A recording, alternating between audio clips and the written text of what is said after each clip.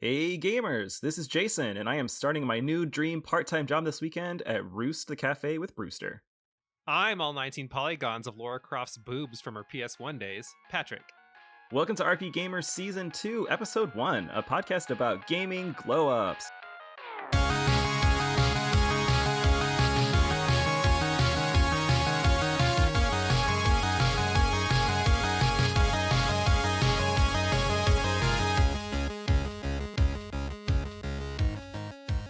Gamers, welcome back to Season 2 of our podcast. Thank you for hanging around with us. Thank you for waiting. Wow. It's been a long period of time off for you, but not so much for us because we only got like a month off or so. But we've been doing a lot. We've had a little glow up of our own. Yeah, for the fans, man. For the fans. Doing it for the fans. Yeah, we have a little glow up of our own going on, so we're gonna talk to you about what we've done since Season 1. But we wanted to save our official introduction. We wanted to save. That's how you introduce a douchebag. It's me. We wanted to save our official introduction of Danny for our first episode of the season. So, Danny, why don't you tell us a little about yourself, like your background in gaming and how we met and whatnot? All right. So, I got my start to gaming. I really kind of owe it to my dad. So, my sister was very big into sports growing up, and my dad kind of felt bad that she would get all this new sports equipment, and I would just get dragged to games because I was too young to stay home by myself. But once I got older, my dad's like, "Here, I'll buy you video games to occupy yourself, and you don't have to go to these baseball games anymore." And so then I got he bought you a pity PlayStation. Yeah, pretty much. And ever since I bought. I mean, I was still kind of casual for a little while, but then I bought Final Fantasy VII the one day, and my life was changed. But from casual to Final Fantasy VII. Yeah, the title of your memoir. It was a pretty good start. Well, to be fair, a friend introduced me to Final Fantasy X first. I was a very late bloomer, and then I was like, well, I don't have a PS2, so I guess I have to buy one of the old ones, and so I bought 7. And Patrick, we met. It's a good gateway game. On Facebook, actually. We're in the same old people way of each other. Us boomers, we could we meet on Facebook. No. And a gay gay gamers or gay geeks? I don't even remember. Which one? Yeah, like a gay gamers group. Yeah. And then we just got to talking. I don't remember what. I always saw your posts about the podcast, and that's when I started listening to it. And then, we just kind of we melded. I commented on something, and then we started messaging about. I don't even remember which game it was, but maybe it was Saga. I think it was probably Saga. Final Fantasy or Saga. Oh yeah, that's right. There was a Saga post when Saga Frontier came out. Yeah, I think that's what started it. And then ever since we've been tight, thick as thieves, even.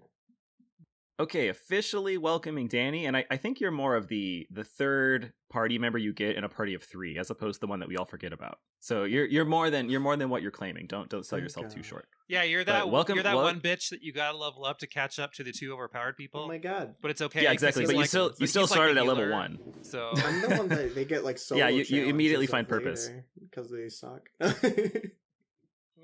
Yeah, they got to catch you back up. No worries. Welcome. Patrick was saying earlier that we are having a bit of a glow up with RPGaymer, so we did want to introduce some of the other things that we have been working on that you can enjoy right now. All right, first up, we want to talk about our Patreon. It is now live. It's at patreon.com/RPGaymer. If you ever wanted to support us beyond our streams and listen to our podcasts and all your encouraging words on social media, you can do so there. Also, we've had this up for a while too, but we want to plug again, our Discord is also live. You could definitely talk about all kinds of games, past streams. You can talk about my video game collection that I mentioned on there too. Boo. And just chat with all 3 of us.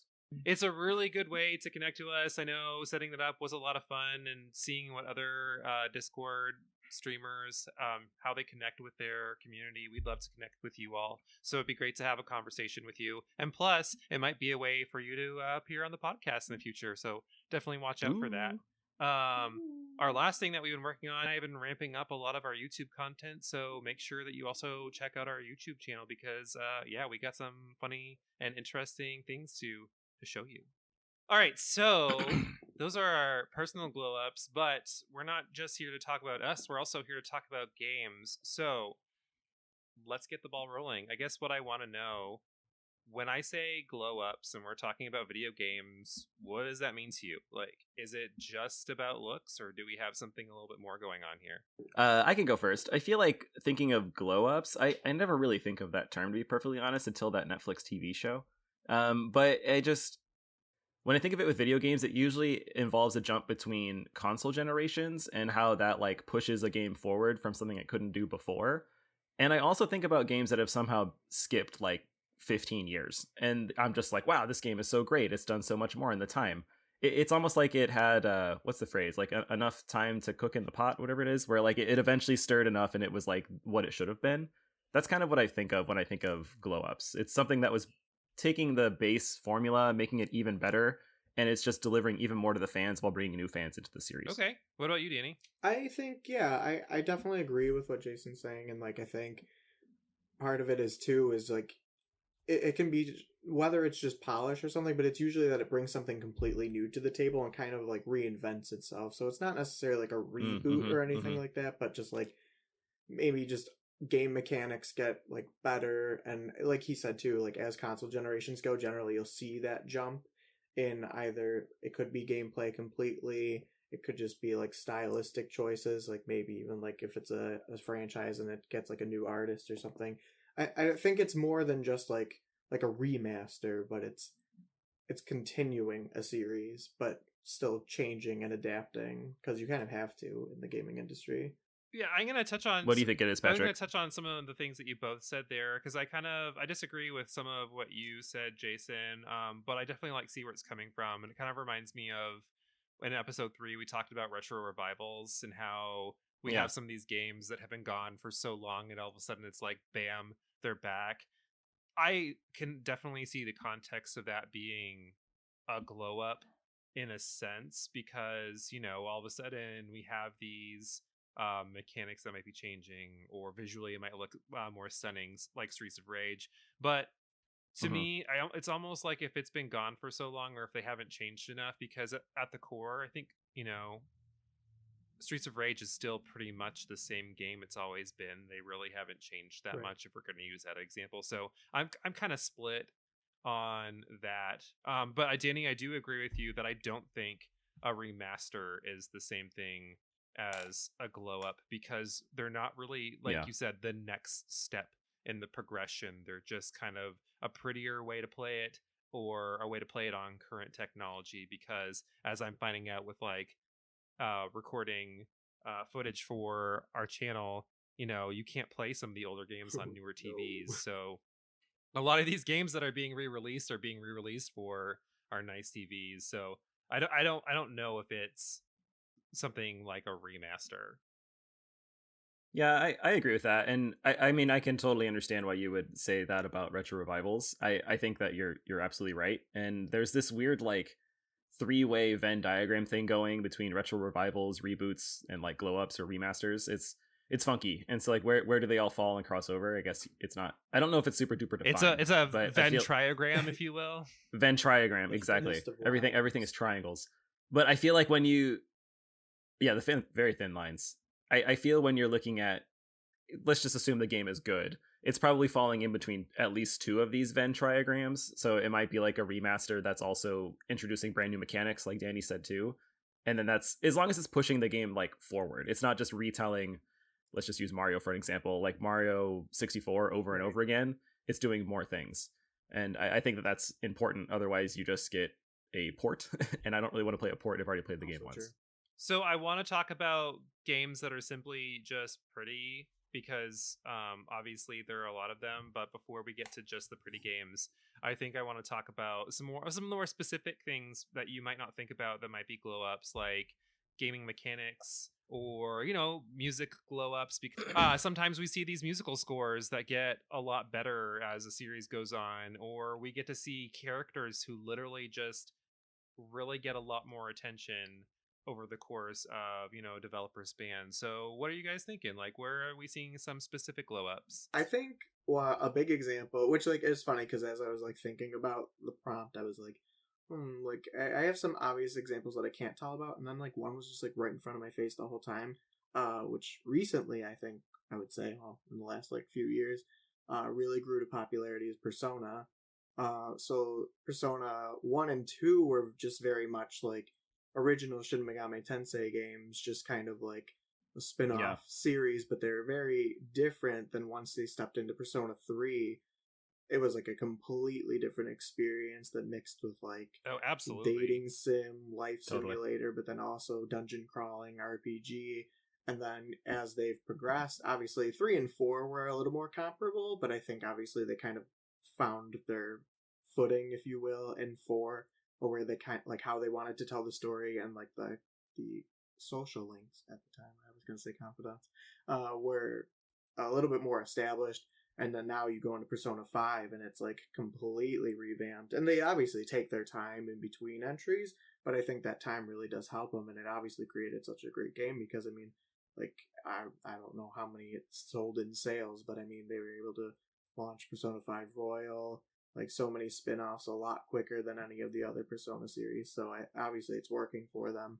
Yeah, I think that's a great example of an overall glow up. Like here we have mechanics that got better and more interesting. The music in 3, 4, and 5 are just like mind blowing, but I really couldn't tell you. And I played Persona 2, both of them. I couldn't really tell you songs. Not that they're bad, but they're just like not up to that caliber. Right. But like the first battle that you get into when you play Persona 3 is like Japanese rap beat. Like it's so cool. Yeah, like Baby, baby, yeah, baby, it's so, like baby. I literally had the soundtrack for that on my iTunes when that came out. So we definitely It's see. still on my Spotify Is right it? now. It's so Same. funny. Yes, the whole album. So I think as a series, like you're right, that's a full glow up. And you know, Persona 5 is aesthetically one of the most beautiful games. Even the menus are just so nice to look at. So I think that's definitely a great one. If I had to pick apart some specific things like mechanics, I would say something like Final Fantasy X, the sphere grid really allowed for Mm-hmm. distinct characters, but it Agreed. still offered an openness in the post game. So up until that point, you know, you pretty much have characters that are complete blank slates, kind of like Final Fantasy 7, Final Fantasy 8. You know, like yeah, there are subtle differences, but this at the same time, like you can equip whatever materia or spells or you know stat boosts you want to. So they're pretty much all the same character. The only thing different was really the limit Right. breaks, where and 9 is the exact opposite, where they're just set characters. I don't think there's anything wrong with either of those, but I think Final Fantasy X did it best because it did both of them. Like the sphere grid Yeah. kept you along a certain track for a certain point of the game so you could get comfortable with it and not get overwhelmed and feel like these characters can be distinct in their classes. But you know, later on, when yes, you get the level key spheres, but by that time you get to like the ones where they're really going to impact your character, you're already in the post Right. game. So I think that was a big glow up for me in terms of just mechanics and controlling the game. Okay, Patrick, I have a question for you to answer here. What about specific characters that had amazing glow ups? So I actually did a lot of research on this one, and I think this was probably what I spent the most time on when I thought about how I wanted to talk about this podcast. Because we all know, if you've listened to season 1 at all, that I'm huge on character development. So I think the two characters that probably stand out to me, as having like a full good arc that actually evolved aren't characters like Sonic. They're not characters like Mario because you know they're pretty much the same Right. consistently.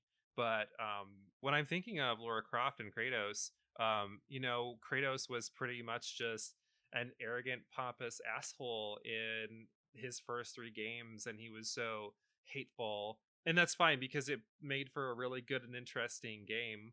And then all of a sudden, you know, you have someone who's a lot more stoic and subdued, and you kind of know why. You've seen him change as he enters, you know, the next generation, and he's in the realm of PS4, nice graphics, Midgard. You know what I mean? Like he's just all of a Mm-hmm. sudden evolved into a completely different person, and we were a part of that journey the entire way. And Laura Croft for me is just like she had no personality in her first few games. There really Yeah. wasn't anything to her. You didn't know much aside from what you read in the manual, and now like she's on that level of Kratos, because she just has such a strong personality in her Rebirth games on the PS4. Like, Square did a really good job with her, because all of a sudden we have this character who's not just kind of like a sexual icon joke. She's a true person, and kind of like Nathan Drake. Like, I would rather play a game with her, seeing what she goes through, than with Nathan Drake, who we've seen that role over and over and over again. Like, I think Laura's role is a lot more interesting. Yeah, I can jump off of that one too, because my big character glow up was Samus from the Metroid series. It's probably because I'm looking at Metroid Dread right now. But to the same point for you with Lara, where it's like one thing, like Lara Croft is a female character that has sex appeal, and on the original NES, Samus is a woman. That's like the big deal, and that's like all she is. Like, it's just, oh yeah, and she's a girl. But as the Which you games don't kept even coming find out over until you beat it in the Right. first one. Exactly. And as the games keep coming out over and over, we develop more and more of her background, and it's really cool to see her move from just being this fun quotation mark joke, if you will, at the end, like, oh, and it's a girl, to actually being like, no, she is the best fighter like in the universe. She is so badass, and she's super smart. She's really strong, breaking these gender stereotypes, and I really like that. That's what I'd want to see. I would want to see that, I don't know, one idea get fleshed out to become actually central to the entire plot of a admittedly really great franchise. And I think that's pretty crucial to what you'd want to see a character in terms of like a glow up. They need to actually be relevant and not just one dimensional. And yeah, Lara Croft for sure is a good example. And my other one was actually Kratos, so I'll pass on that. Well, I was gonna say, But I think it's kind of funny that you're talking about Samus Aran too, just in terms of going through a glow up, because I feel like her biggest like personality glow up was in her worst game. I was just gonna say, we don't. I know exactly. In Other M, yeah. Yeah, I know we don't talk Exactly. about that game, but it's just so funny that, like, the game where she finally has dialogue and a personality Yeah. and whatnot is the worst game in this series. Exactly. But you can like extrapolate a lot of the dialogue personality, quote unquote, in like the Prime series, Metroid Primes 1, 2, and 3. They're also really good at doing that. But yeah, let's not talk about Other M. So let's hear what Danny has to say. Let's move on from that. Yeah. So going along again with Resident Evil, I think Leon had like a big development, because I mean in the PS1 Resident Evil 2, he's just the rookie cop with cheesy voice acting. Obviously not as bad as number 1. But I mean, honestly, I could have went with Chris too. Mm-hmm. But I think like Resident Evil 4 really kind of showed that they leaned in towards a little bit of camp. Like, he always had those one-liners, and they were like, oh, Yeah, and it was yeah. the start. Obviously, a lot of people are very like, oh, like, we don't like the action, and then yet some people really love Resident Evil. Well, obviously, a lot of people really love Resident Evil 4. But it was the start of that era. But at the same time, like, I think that's where, as far as the characters went, if they wanted to show you this almost like unrealistic kind of character trope, instead of making jokes in a haunted mansion, like, now, okay, it's just a little campy kind of like action romp, and then carrying through that even to like the Resident Evil 2 remake, now they have all that background for him, so even though it's the same story as the PlayStation 1, they still gave him bits of that personality because they know where he's going to go with it. And I think that really rounded him out as to an actual character, instead of just like, you're a role, like, he's the rookie cop, that's his shtick. Like, no, now he's an actual person. And I think, it really shows, not that I think Resident Evil always has the most solid of writing, but yeah, I just think it was a good call, and it worked for some characters more than others. I think you're right, totally, for Leon of any character in that series, because some of the other characters like Chris and Jill kind of fizzle out. Like, I think Resident Evil 5 really ruined Jill, and it ruined Chris's hand when he was punching that boulder. Oh my god, I knew you were going to say that. Once he said Chris Redfield, I'm like, where's the rock joke? But also, I think Chris's character is a very much of a mystery in Resident Evil 7 and 8, and I know I haven't played those through in entirety or anything like that, but I kind of know that he pops in those games, and it just doesn't line up with how he was in Resident Evil 1 or they use him to like 5 or Code Veronica roles, whereas Leon, the story tends to base around him. Yeah, Leon has this like very clear direction, so I think he is like the best character and best character evolution in Resident Evil for sure.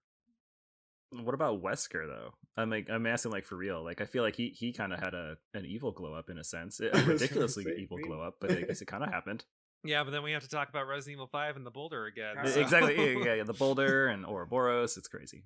So we've talked about like a few different genres, obviously across the board. Is there any particular ones that you guys think glow ups tend to like happen more in? I think we see fighting games that like time after time have huge glow ups, like, and I think that they have to, because fighting games are, yes, they're competitive amongst the players, but they're so competitive amongst themselves too. Right. Like Hmm. Mortal Kombat will always try to outgore the last Mortal Kombat, True.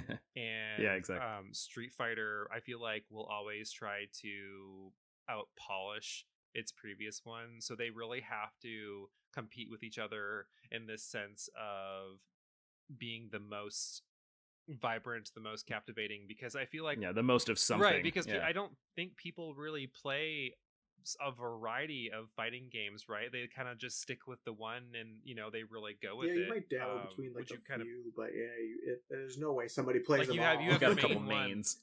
I Yeah. don't know many people that play, like, and if you're this person, that's totally cool. I'm not denying that these people Right. exist, but I don't know many people that play Smash that also play Street Fighter, or people that are Street Fighter and Mortal Kombat heavily, like just heavily Right. players. So I think Yeah. we tend to see a lot of these glow ups consistently. Like if you take a look at the first Mortal Kombat and the first Street Fighter, like Mortal Kombat, the original, I think, was a good game, but I don't think the original Street Fighter was. But like over years and years and years in this progression of how they evolved, I think we see like huge leaps every time. Every time.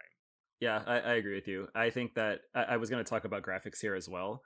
I think that when a system can show more realistically a fantasy like setting, I think that you tend to get the big glow ups. And I feel like for me, something that stood out a lot from growing up besides fighting games were just platformers, and they kind of like ended, but they're kind of glowing up Yeah. again in a weird sense. It's like a weird curve. Yeah, and I think that you saw a lot of them because you would jump from like a 2D section to a 3D section, or a series would just come out of nowhere, and it was neat to see it again. But like it's still that weird Venn triagram of it. Is it a glow up, or is it a reboot? Is it a remaster? So I'm not really sure. I think your call out for fighting games is a really good one. And I think for me, another one is always role playing games. I feel like RPGs, just in general, the huge umbrella of that. You tend to see similar things where Final Fantasy is likely going to be like a Final Fantasy game, which is going to be different than a Tales game, which is different than a Persona game. So I think when the developers lean into those things, you tend to see massive improvements from, let's say, for example, Persona 4 to Persona 5. Still feels like Persona, but it looks a lot cooler. And I think that that's the right thing to do. And Well, then so what Final you're Fantasy saying is, like, 15. what is that specifically in RPGs though? Because we're not necessarily comparing like RPGs to RPGs. We're comparing like Mhm. Persona to itself. So what is it specifically from Persona 4 to 5 that really shows that glow up? I think it's like the, let's say, one key characteristic I might associate that specific RPG, in this case Persona, with like what it does best. And for me, like Persona is style. I think Persona leans into style. I think that Final Fantasy leans into story. So when I'm going into those things, I'll expect that to be why I'm playing that game as opposed to any other RPG. And they usually outdo themselves with each version, because if not, the series kind of dies. When we were off stream here, actually, Patrick and I were talking about the Grandia series, Grandia, and you don't really see it anymore. And it's because the last couple games just didn't do anything to move it forward. There wasn't a huge difference from Grandia 2 to 3 and then to Extreme. So, like, there's just not much to do there. But when Persona comes out every few years, but it radically changes how the game might look or the characters, how they play, but it has a core similar element of role playing and traditional RPG settings, I think that's something you see a lot with that genre. I feel like RPGs, especially, well, I would maybe specifically say like JRPGs, is there coming from a place where like people, like so many people just say like, oh, JRPGs are dying, or like the turn-based RPG is dying, so they Mm. constantly have to adapt in order to stay relevant. You see that a lot, mostly in like Final Fantasy, where they're just progressively leaning towards the action combat, and like it's still recognizable because of the things that they do, like the art direction that they go through, the deeper stories and things like that. But they change a lot of the gameplay and things that make each individual game specific to that series just because they feel like they have to. I feel like the only ones that kind of stay in like their roots, I would say, would be like Dragon Quest, which is still traditionally a Dragon Quest. Like, I wouldn't say Dragon Quest necessarily went through like a glow up because it's kind of the same it's always been. Obviously the graphics improved, but they're still tried and true. But I feel like every other like large franchise, like as far as like the Tales series, Star Oceans, the Final Fantasy, like all those games have gone through like significant change just to stay relevant. We brought it up a couple times so far, but do we think that a new gaming system is a big factor for gaming glow up? I feel like there's a lot to be said there. Yeah. So I think it's natural when we're talking about how a game looks because you're going to have a better performing system. So because of that, innately, like its in terms going to be some kind of glow up. But I don't think it's necessarily an excuse at the same time too. And I think I want to talk about that a little bit later, where just because it's on a newer system, it's better. And we all know from all games we played, that's not the case. But I would say, I think that the biggest glow up would be from like the PS1 gen to the PS2 gen and like PS2, Xbox, GameCube. I think this was a glow up because yes, when we went from like Super Nintendo to PS1, we started to see things in 3D and at a higher graphical quality. But I feel like it was really just the testing phase. And a lot of those games, like even though we loved them, just didn't have polish. But all of a sudden, when we got to the PS2, now all of a sudden, these games have polish. They have voice acting. The rendering is a lot better. It's a lot smoother and cleaner. Like we can really make out Lara Croft's breasts now. They're not like they're not triangle. That's important. Prisms, you know, like there's a lot of things that we can see. We have legit cutscenes. Did you say simple and clean? Yeah, exactly. Like simple and okay. So it brought me to Kingdom Hearts by saying that. Like all of a sudden we have games with like literal music videos in them, and we didn't have that in that previous era. So even though I like 7, 8, and 9 for Final Fantasy more than I like 10 and 12, I still say that it's the bigger glow up to me because they did so much more with just overall quality. Yeah, I definitely agree, and I feel like that's something that you obviously see regardless of like when they jump in the system. I would probably agree with you where I think the PS1 to like the PS2 kind of era, and like you said, like Xbox and GameCube, just because like you still got a lot of PS1 games that still used like pixel art and things like that, and they just kind of would mesh it with some 3D aspects and things like that. So not every company I think was comfortable with making that jump.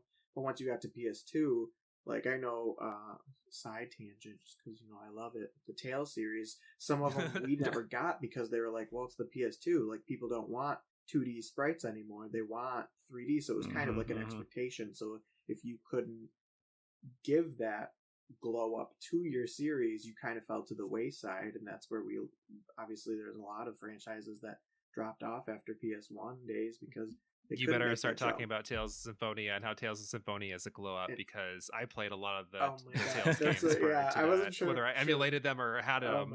But Tales of Symphonia is a fucking glow up. Like that is a great game. And it's funny because I always think of Tales of Symphonia, whereas like everyone thinks of Final Fantasy VII as like, oh well, it was such like a game changer and it brought the world to 3D and stuff, and I'm like, that's what Symphonia was, but it looks so much better than 7. I mean, and multiplayer, and it was multiplayer. It was such a different experience, and like, I mean, the other games were multiplayer, but like they didn't run as smoothly. And now you have like 3D environments. Like, yes, you could only move in like a 2D plane, but it was a fully 3D world. I feel like it aged so well as far as the looks go because obviously cell shaded was like a good decision on their part. And like, I mean, obviously you have like the stilted animations that would improve, and they still obviously had ways to go, but like, it's such a jump, and it was such an improvement. Literally my favorite game of all time. Just I can't even give it so much credit. We have to have a whole episode about it. Well, we'll probably have a Tales series discussion in the future. Don't you worry. I want to take it back from before you guys, because I think that the biggest jump for me was the NES to the SNES era, even the Genesis Mega Drive. And I think it's because it jumped from essentially pixel art to pixel art, but way fucking better. And I think that that's important because we've talked about even on PS2, Danny, like we're still looking at pixel art, but I think it was refined during that time. And I think that it's important to note that because we still emulate that and look back to it as our golden era or an age when things were, I don't know, simpler times, and it was just so much easier to play and enjoy games. And I think you saw many series that were either terrible or good, it doesn't matter, go from that Sega Master System and to the Genesis or the NES to the SNES that just became much better and they really fell into themselves. I mean, so many big franchises, Zelda, Mario, Sonic, all these things saw their like biggest jumps in that era, and those are the ones that are very, very refined and look great. So I think it's important to point that was out. going to be my second answer. And I was considering that for my primary answer, but what I struggled with was everything was still in the same realm of being like a 2D game. Yeah. So I think really seeing that being brought to, you know, a 3D plane really blew it away for me, you know, like that's well, I can counter your point because I think that the reason I picked that one for the best is because I think one of the worst ones is probably going from like the SNES to the PlayStation and like to the PS2. Basically anything going from 2D to 3D, because I feel like there was lots of hit or miss. Because for every like Mario 64, there's like Bubsy 3D. So there's lots of really bad games, and I think that it's because you're looking at a completely different field, like no pun intended. It's totally different. So you're trying to learn how to get from Resident Evil 1 to Resident Evil 8. Like you have to learn it again. So I think it's like, different. You got like the NES to the SNES, which was like obviously they kind of knew what they were doing with the hardware, so then making that change to something that was still similar but they were like used to now, so they're like, oh, we can improve it because now we just have better technology to further express the things that we've already known we wanted to. Yeah. But then you got obviously the awkward phase where you get like the N64 and the PlayStations where they're like, oh, we're dealing with something completely new that we don't understand.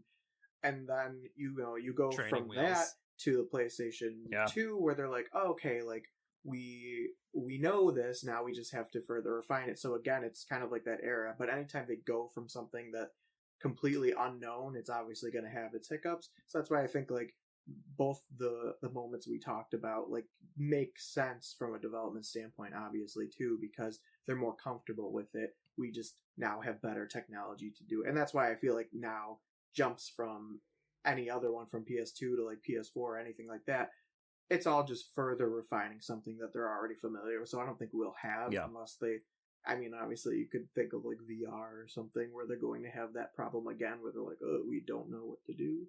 But I don't think that'll really happen again, where, you know, holograms.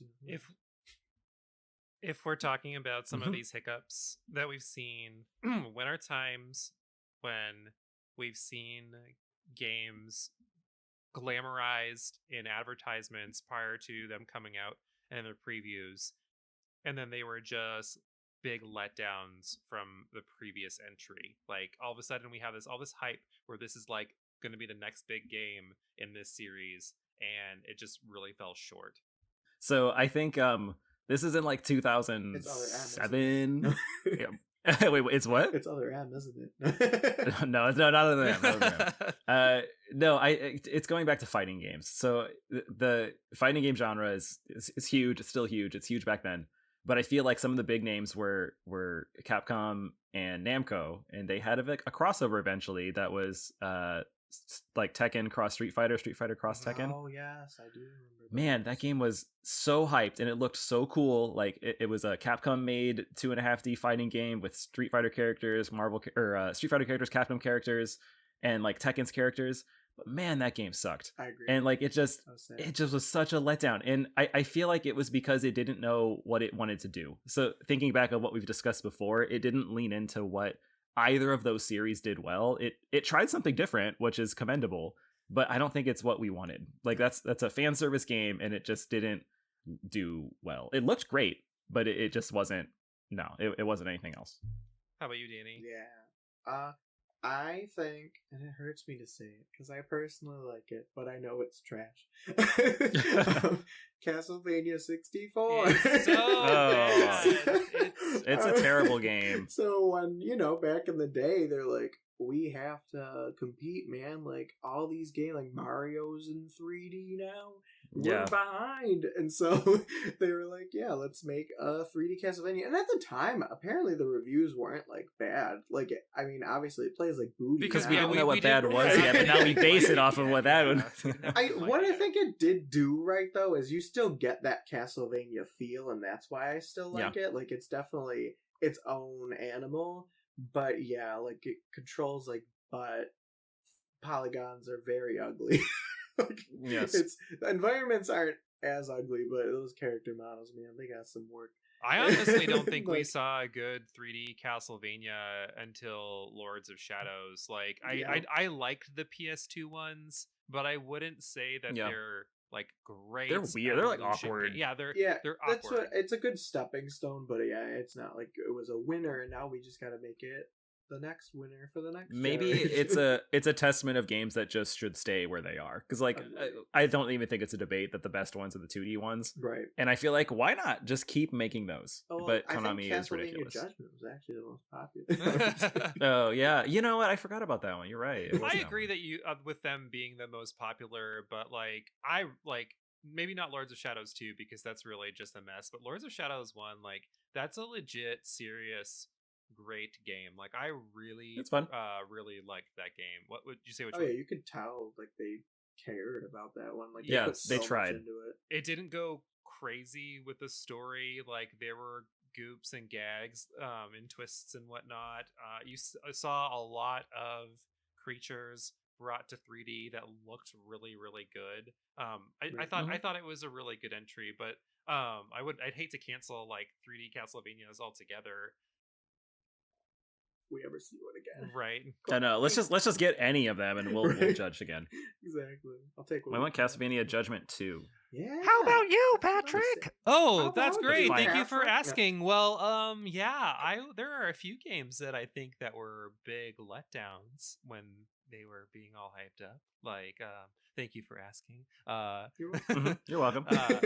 I didn't actually know this, even though I played it and it was really bad. But Tomb Raider: Angel of Darkness almost killed the entire. It almost killed the entire series. Hot garbage. Yeah, like literally, we almost didn't have Tomb Raider anymore because that was the last one, and at the time it was the newest one, so it was a big one. I'm probably gonna make us lose 5 million of our fans right now, but I think Kingdom Hearts 3 is a disappointment.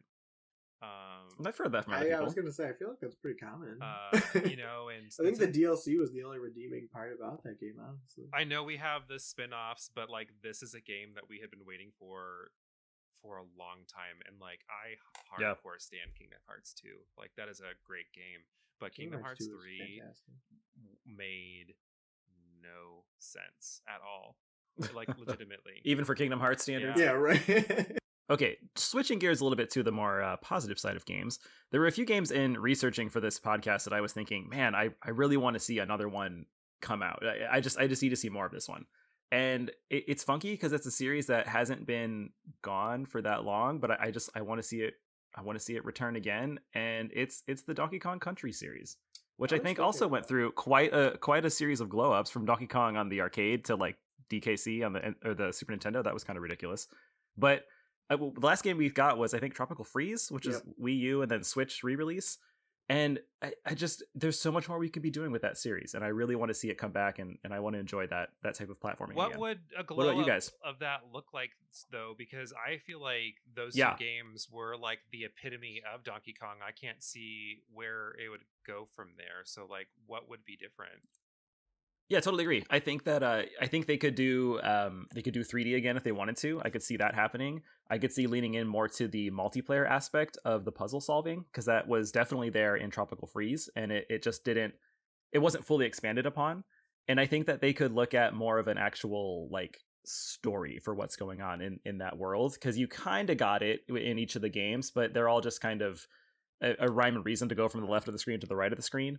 But I want to see more. Like I want to know like why King K. Rool is evil, and I want to know why, I don't know, there's a donkey, there's a gorilla that flies airplanes and surfs. Like it could be kind of fun to see more of a game like that. What about you, Danny? I was thinking of Star Ocean because I was like, I don't Mm. want to see this franchise die, but they like didn't move far enough into the right direction. Like they just kind of, the problem with 5, what was it, integrity and Faithlessness. Integrity and faithlessness. Such a terrible name. Well, the problem was the title. Yeah. Super easy. But yeah, like they literally just copied and pasted so much stuff, and then the things they wanted to change made no sense. Like they're like, oh, we don't think cutscenes are a good idea. We want you to walk around while people are talking to you. I'm like, why would I want that? But so, you know, now that the new trailer for the 6th game, God, I don't remember what this one's called either. I probably should have looked that up. But Star Ocean 6, they definitely showed in like the few trailers that we got, like the new aspect of like exploration and how there's kind of flight, which seems like interesting. So I'm hoping that they learn a lot from integrity and faithlessness and to this century and like really take it on, because I think the battle system doesn't necessarily need to be revamped, but I also think they do need to like try new things. Like I feel like it needs to be differentiated from Tales for sure. Right. Yeah, it needs to have its own personality. Like I felt like Tales of Arise was more of a Star Ocean than like Star Ocean has been.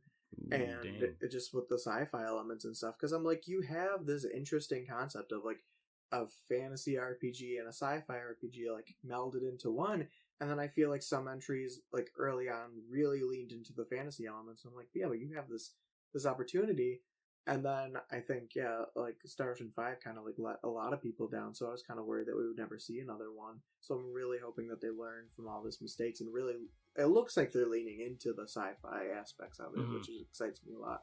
And so I just need it to be, you know, its own identity again, and I think I have hope. I don't want to jinx it. We'll cross fingers for you. Well, Danny and Patrick, thank you for chatting about glow ups. We are going to take a little bit of a break right now, but we do want to hear your thoughts over on our Discord. Remember that? We have Discord now. Chat with us over there about this topic, and we'd love to hear your thoughts. You can also leave a review of our podcast, and don't forget to reach out to us on our Twitter and Instagram at HeyRPGaymer. We will be right back.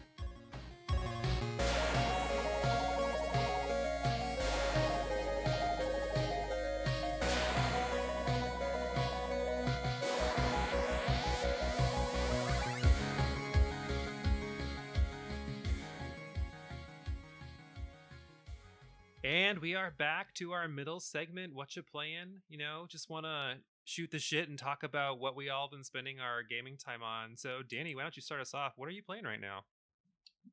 So I know you and Jason are probably gonna be mad at me. Probably. I'm already angry. There, bud. Yeah, all right, guys, I'm out. No, I'm out. Peace. I've been playing Final Fantasy 13. Okay. And okay. I've been loving Here's the door. You can leave. It's my second time playing. I haven't played it since launch, and I was like, you know what? We're going back there, man. And I have ideas. Man. My I'm Audi excited. just went. I love it. Oh, no. Listen, you guys are haters. All right, Danny, why are you playing Final Fantasy 13? I just thought, I was like, you know, maybe. I mean, I always say, I'm like, oh, you know, I'll look at it with kinder eyes, but I never hated it. You're all just haters. I love well, Jason it, wouldn't know because he's never played it. I've never played that one. Jason, I'm going to implore you. All right, you've got 1 minute to make me play this game. The story's just so interesting. Though don't ask other people that. Oh my god. The gameplay is like fast and strategic once you get halfway through. Am I selling How it? long is halfway? 30 hours? 40 hours? 15, you know. Yeah, it's not stupid long. No, Okay, yeah, good. I really love it. I think the gameplay is super fun. Like, I love the fast-paced battle system. I love that you get to, like, you know, it's almost like you're actually running like a squadron. You're not, even though like you technically control one party member, you're controlling your whole squad. I feel like that's a feeling I don't get in a lot of JRPGs, and it's still so beautiful, man. Like the PS3, like it's hard to believe that a game still looks so good. And I just think like I don't know. I mean, how that's they kind did of the it, beauty man. of Squaresoft, though, or Square Yeah, Enix, so that's they true. just do that so well. Yeah. Jason, how about you? What are you playing?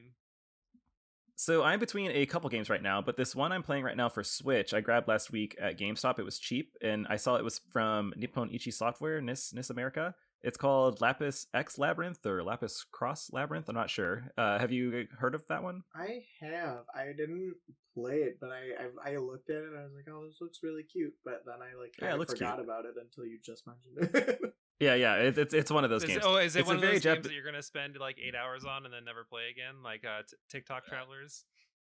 Yeah, maybe, but I mean, this game might be over before that even happens. But it's an RPG, and you control one of four people, and kind of like World of Final Fantasy, you have one person, but everyone else like sits on top of your head. So like Oh. you're all there. But it's a random kind of roguelike dungeon crawl, but it's so crazy, man. And there's like on screen there's like 60 enemies. You have no idea what's going on, and you're just killing things quickly. You get so many sparkly shiny like items, and it's nuts. So a lot of things happen, but what's really happening is that you are collecting kind of like jewels or essence from your enemies you defeat. You're filling up meters to do like cool abilities en route to the end boss in each stage. You then leave, and depending on how well you did, you get so many keys, and you use these keys to open up chests, and each chest requires X number of keys, and that's how you get new loot. And then you go back to your town, you re-equip your team, and you go again. Each round takes about, I don't know, 10-ish minutes. The later stages are a little bit longer than that. So it's pretty bite-sized, and it has a pretty cute like chibi art style to it, but it's so random, dude. It's such a random game, and it's very, very strange. So I think if you like a totally off the wall crazy RPG that has beautiful art style, this game is for you. But if you're looking for a game that's like, I don't know, a good story, it's not like that. So it's very, very strange. Yeah, that sounds like a neat Bonichi game. Yeah, Exactly. That's exactly right. If you've played a Nippon Ichi Super game, you obscure know what you're getting into. mechanics. Super obscure mechanics, yeah. It's still satisfying, but I'm like, okay. Anyways, what about you, Patrick? What are you playing? I'm feeling nostalgic because it's the fall, and I kind of talked about that on our Halloween episode. Which, if you haven't got the chance to check that out yet, you probably should. Hashtag plug. Super plug, butt plug. But I'm playing Wow. Final Fantasy IV Heroes of Light. Oh, nice. I love it's so like it is the epitome of nostalgia because it really just takes you back to what Final Fantasy used to be. I would say it's probably the closest to Final Fantasy 3, wouldn't you say, Danny? I definitely agree. Yeah, and it came out. This is the like pseudo precursor to Bravely Oh, it's Default, like the right? absolute Yep. precursor to Bravely Yeah, Default. yeah. Like a lot of the monster designs are the same. Like you know that that's where Bravely Default stemmed from, and I think that's why I really Right. like it, and how I have decently good feelings about the earlier Bravely Default games because it really goes to what Final Fantasy used to be versus what it is now. Which I mean, like I love the Final Fantasy VII remake, but I also really like turn-based RPGs as well. So it really is. Yeah. It's giving me that, and I'm just very happy living that moment. So yeah, that's what I'm playing.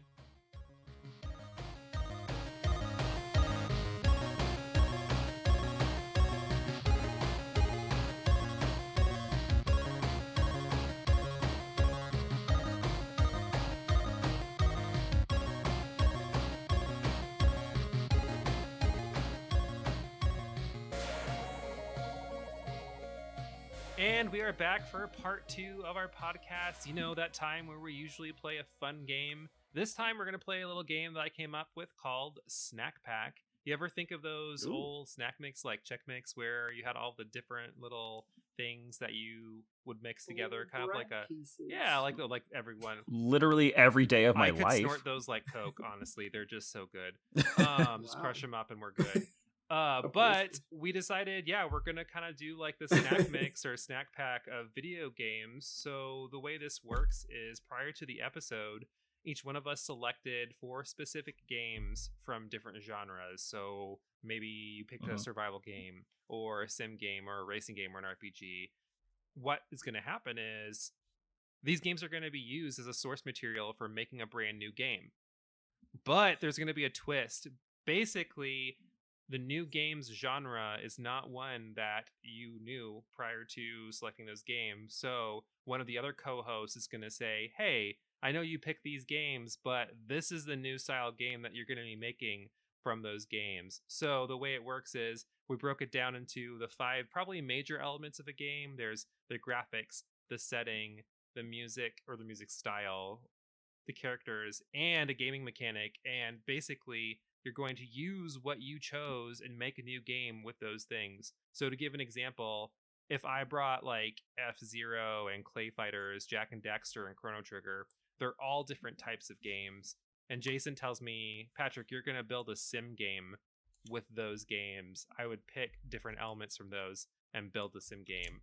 And then once we've come up with what we're going to use each category, we're also going to come up with a fun title for the game.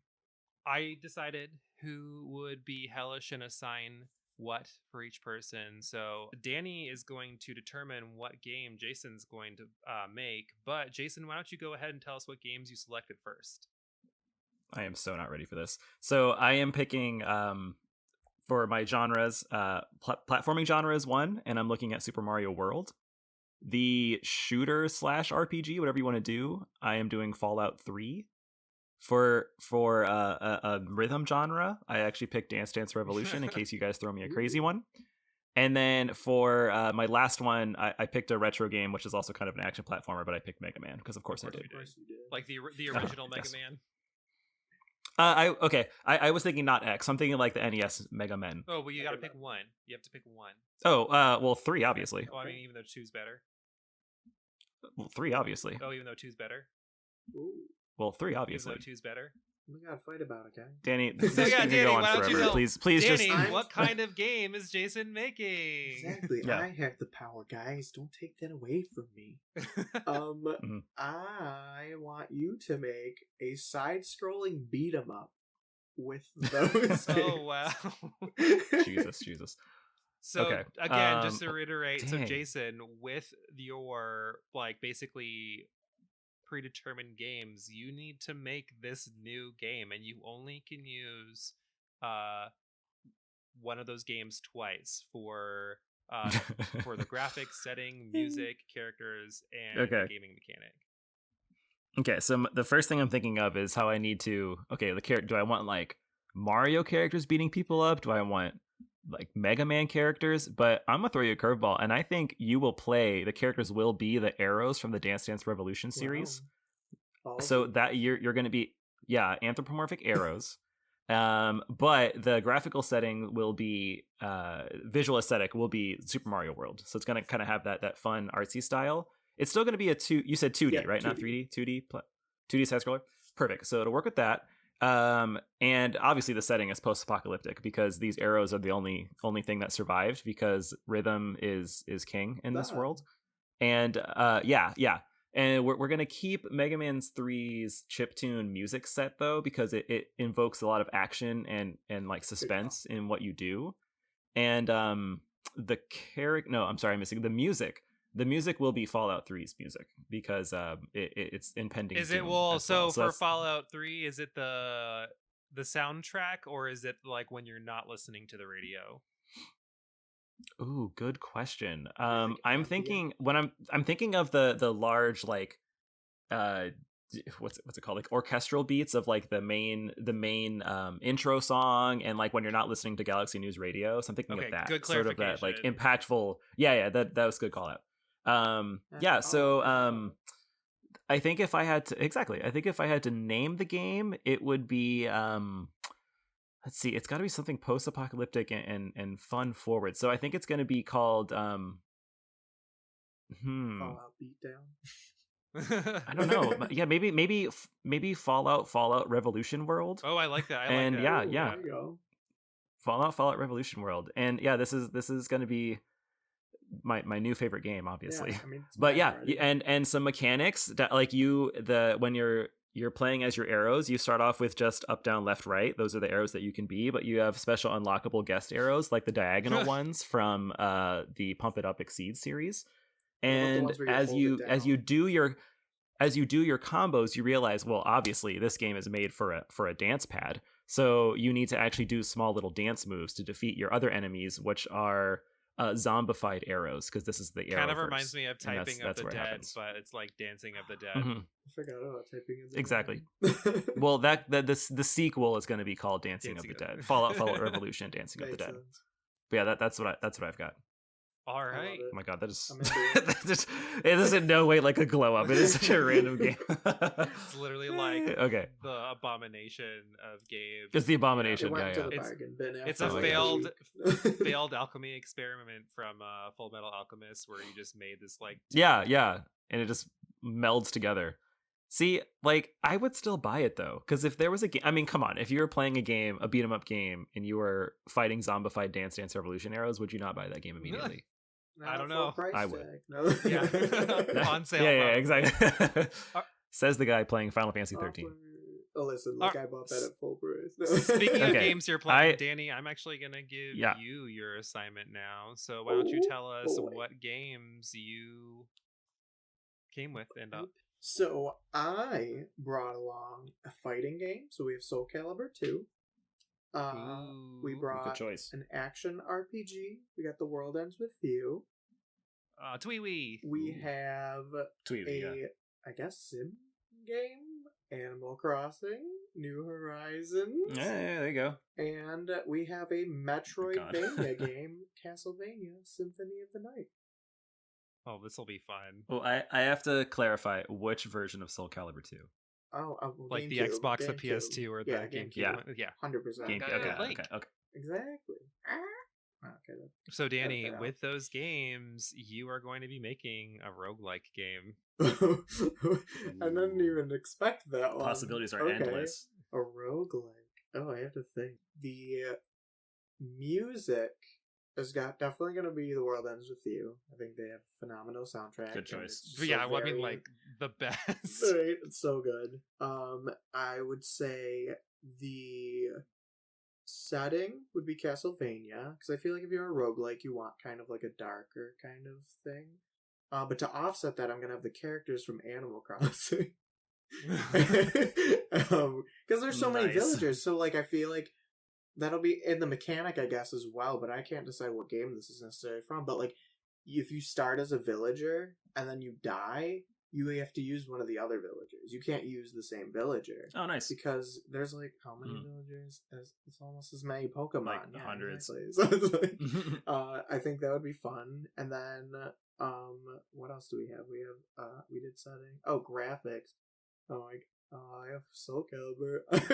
Out of all the graphics, I guess it's got Soul Calibur. Well, 2 remember, got- you can use one twice, so if you want to use a different one, you can use it there. That's true. But then Soul Calibur 2 doesn't even get used. So, because the mechanic isn't really Soul Calibur. Even though, like, I feel like your attacks would also kind of be like a fighting game, like maybe fighting game inputs. So maybe that's where Soul Calibur 2 Yeah. comes Yeah, in. that makes sense. I And love it. then, yeah, and then I would say the graphics. I think I would give that again to The World Ends With You. I really like the, like, well, especially like the HD ones. Like, they're really, like, stylized. very stylized. And it'd be cool to see, like, a Nomura art rendition of the Animal Crossing villagers. Oh, yeah. It's like ridiculously cel shaded. Right, it would be dope. Yeah, a little bit of edginess to exactly. them. They got zippers on them. I imagine that they would look like Parappa the Rappa characters, but like like hardcore. super It'd be Japan It'd be anime. Mickey Mouse with his Yeah. little coat with his badass hood up. Oh, zipper coat. Love, yeah, Mhm. I love it. That still covers his ears perfectly. Exactly. And a name for it though. God. It's gotta be like maybe it's animals crossed like crossed like we're angry. Oh, nice. I don't know. That's all I got. I mean, yeah, animals crossed. Okay. Yeah. I'm still imagining everyone talking in the Animal Crossing. Oh, yeah, gibberish, too, 100%. Even though it's like a Oh, serious exactly. game. It's like super dark and edgy, and then you just go. Exactly. As it has this like I would play it. super bumping J-pop Yeah, beat exactly. in Yeah. the background. Yeah. Okay, I think I'm giving Patrick his genre. So what games? You All right, got? so I went pretty simple and like Clean. really just captured the element of me in video games. So I chose Final Fantasy VI for an RPG. I chose Sekiro as an action game. I chose Stardew Valley as a sim game and Dicey Dungeon as a roguelike. Got it. So I had picked 2 genres, and I wanted to hear which ones you were gonna pick, so I can make you have the most awkward game. So I'm gonna lean into you having to use those to make a rhythm game. I almost gave you rhythm game. I hate you all. Not the biggest rhythm game fan. So this will be great. Okay, it doesn't need to be like a dancing game, but like the core mechanic is a rhythm game. I've seen them enough that I can figure this shit out. So let me do it. Pick it up hard. Okay, I believe in you.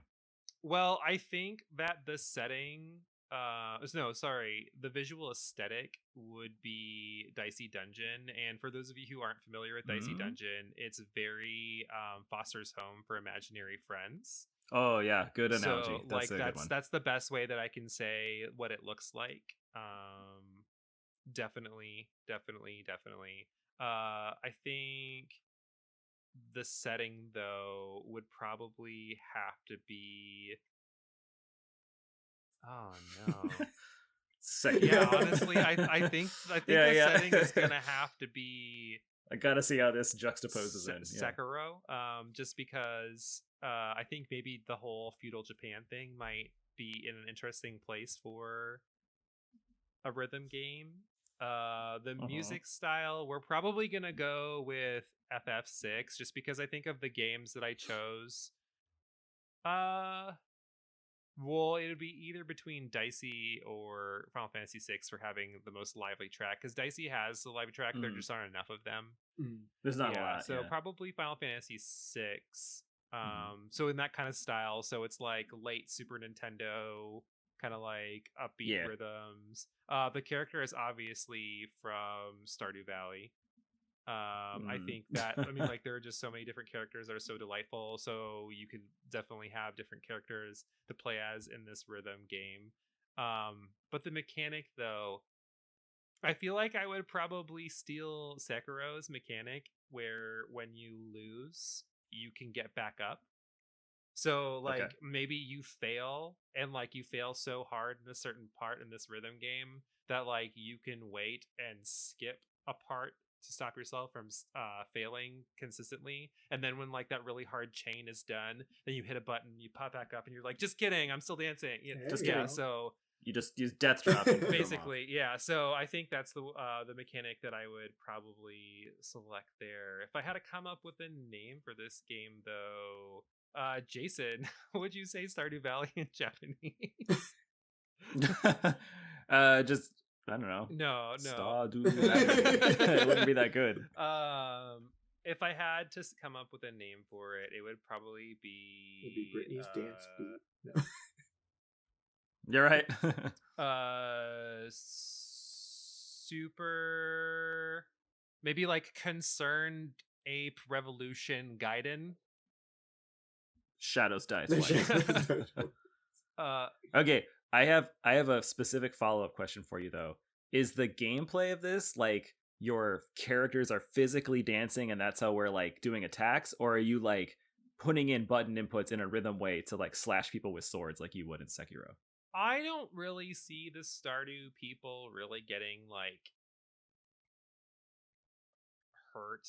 I don't like that because they're just so sweet and pure and innocent that I just wouldn't want that to happen to them. Though, nah, some of them would just like rage fucking mess things up. So never mind. Yeah, I think. There you go. I think that they would probably be like, this would be, like a maybe theater when. rhythm. Yeah, kind of like a theater rhythm from Final Fantasy, Sure. where you see shit getting fucked up, and this is them like evading attacks. Maybe it's when the whole plague takes over in like Sekiro style. So yeah, I think that would probably be the answer. I would buy all 3 of these games. Basically, I just want Alex to be the main character because I always marry him and I want to sleep with him in real life. Sorry, it's your game, man. He doesn't need to know. Nor will he. Hey, that this is the reason why I've spent about 300 hours in Stardew Valley alone with the lights off. Alone. Wink.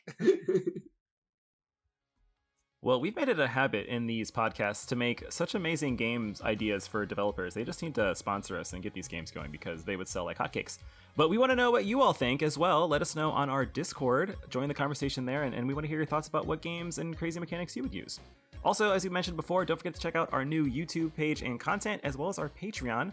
You can always talk to us again on our Twitter and Instagram at RPGaymer. If you enjoyed listening to us today, and I don't see why you wouldn't, be on the lookout for our next episode on Legends of Zelda, coming up in 2 weeks. Thank you for having me. I hope you guys had as great a time as I did. Now get out there and get gaming.